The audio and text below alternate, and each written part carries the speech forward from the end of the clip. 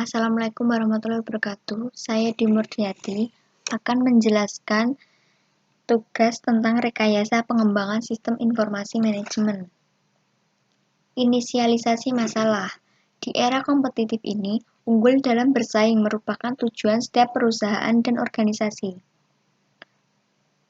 Pengembangan sistem informasi memiliki peran penting bagi suatu perusahaan ataupun organisasi untuk memenangkan persaingan.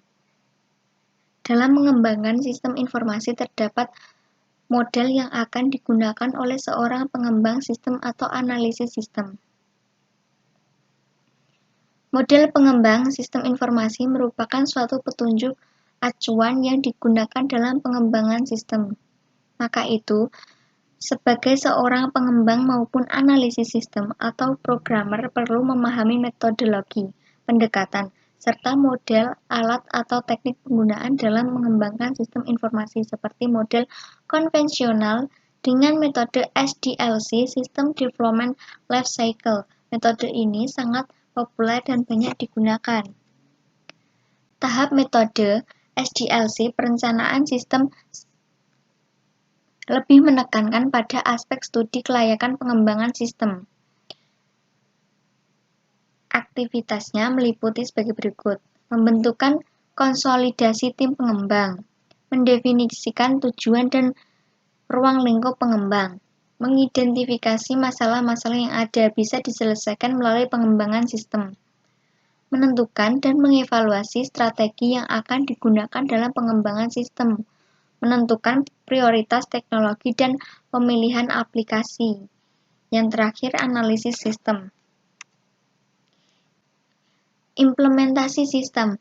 Tahap berikutnya yaitu mengimplementasikan rencana dari tahap-tahap sebelumnya dan melakukan uji coba. Dalam implementasi dilakukan aktivitas-aktivitas sebagai berikut. Yang pertama, pembuatan database sesuai dengan skema rencana. Kedua, pembuatan aplikasi berdasarkan desain sistem. Ketiga, pengujian dan perbaikan aplikasi. Keempat, pemeliharaan sistem. Kelima, dilakukan oleh administrasi yang ditunjukkan untuk menjaga sistem tetap mampu beroperasi secara benar melalui kemampuan sistem dalam mengadaptasikan diri sesuai dengan kebutuhan. Metode pengembangan sistem informasi yang dianggap dan menghasilkan suatu solusi sesuai dengan kondisi dan kebutuhan dan sering digunakan oleh pengembang sebagai acuan atau metode dalam mengembangkan sistem informasi diantaranya yaitu waterfall. Model waterfall adalah model klasik yang bersifat sistematis, berurutan dalam membangun software. Prototyping merupakan model pengembangan sistem yang kompleks. Pihak pengembang akan melakukan identifikasi kebutuhan pemakai dan pengembang akan mengerjakan bersama-sama dengan pengguna dan hanya mengidentifikasikan objek, umumnya dari perangkat lunak tanpa merinci kebutuhan input pemrosesan dan outputnya. Rapid Application Development merupakan gabungan dari bermacam-macam teknik terstruktur dengan teknik prototyping dan teknik pengembangan joint application untuk mempercepat pengembangan sistem aplikasi. Kesimpulan, pengembangan sistem informasi sangat berperan dalam keberlangsungan sebuah organisasi atau perusahaan. Pengembangan sistem informasi sangat mempengaruhi kinerja organisasi bisnis.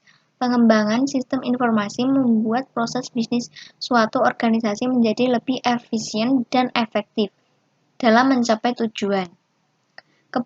Keberhasilan suatu organisasi erat kaitannya dengan pengembangan sistem informasi oleh perusahaan tersebut. Sekian penjelasan dari saya. Terima kasih.